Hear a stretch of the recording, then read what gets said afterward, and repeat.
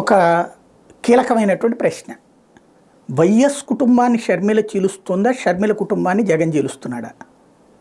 ఈ మాట అనగానే వెంటనే తిట్టుకునేవాళ్ళు, ఏడ్చేవాళ్ళు ఉంటారు. మనం ఇక్కడ కీలకమైన సున్నితమైనటువంటి అంశాల సందర్భంలో ఏదో ఒకటి వాగేసుకుని మనం ఒకటి డిసైడ్ అయిపోతే ఎవడేం చేయలేడు. సాధారణంగా ఒక కుటుంబం, భార్య, భర్త, తల్లి, తండ్రి, అంతే కదా, అత్త, మామ, వీళ్ళ పిల్లలు, ఇది ఒక కుటుంబం. ఈ కుటుంబంలో నుంచి ఆడపిల్లని పెళ్లి చేశాక ఆడపిల్లది వేరే కుటుంబం. ఏం కుటుంబం? ఆడపిల్ల భర్త, ఆడపిల్లకి సంబంధించినటువంటి అత్తమామలు, వాళ్ళకి సంబంధించినటువంటి పిల్లలు, అదొక కుటుంబం. ఆ కుటుంబం నుండి ఈ కుటుంబానికి ఉండే బంధం ఏంటి?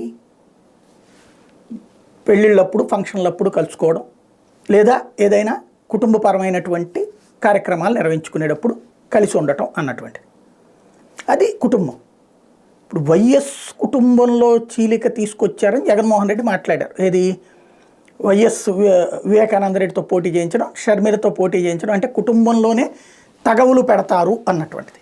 తగవులు పెడతారు అన్నటువంటి పాయింట్, విభజించి పాలించి అన్నటువంటిది జగన్ మాట్లాడితే, మమ్మ సాక్షిగా విజయమ్మ అంటే రాజశేఖర రెడ్డి గారి భార్య సాక్షిగా చీల్చింది జగనన్న అని చెప్తుంది ఆవిడ. ఇప్పుడు అంటే షర్మిల కుటుంబాన్ని చీల్చారా, లేకపోతే వైఎస్ రాజశేఖర రెడ్డి కుటుంబాన్ని చీల్చారా?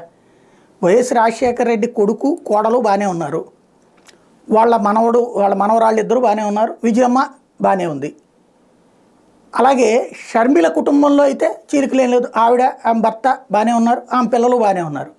ఎవరి కుటుంబంలో చీలిక తెచ్చినట్టు? కాంగ్రెస్ పార్టీ తీసుకొచ్చినటువంటిది షర్మిలకి పిసిసి చీఫ్ ఇవ్వడం. ఇక్కడ కాంగ్రెస్ చేసిందని నేను చెప్పను, ఎందుకంటే అక్కడ షర్మిల తనకే తన అన్నం దెబ్బ కొట్టాలన్నటువంటిది ఉంది కాబట్టి. ఇక్కడ చీలిక, కుటుంబంలో చీలికకి మమ్మే సాక్షి అంటే కుటుంబంలో ఏం చీల్చారు? షర్మిలను బయటికి పంపడం అంటే పెళ్లి చేసిన తర్వాత ఆ కుటుంబంలో ఏమైనా చీలికలు తెస్తే తప్పు అవుతుంది.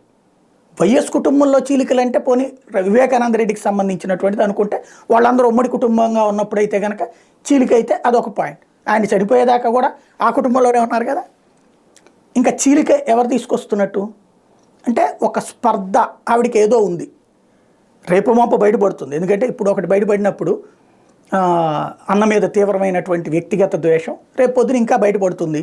అది ఆస్తికి సంబంధించిన వివాదమా లేకపోతే ఏం వివాదం అనేది రాబోయే రోజుల్లో బయట మాట్లాడడానికి ఆవిడ సిద్ధంగా ఉంది. అన్న సంగతి తేల్చుకునేందుకే సిద్ధంగా ఉంది. కాబట్టి ఏం జరుగుతుందో చూద్దాం.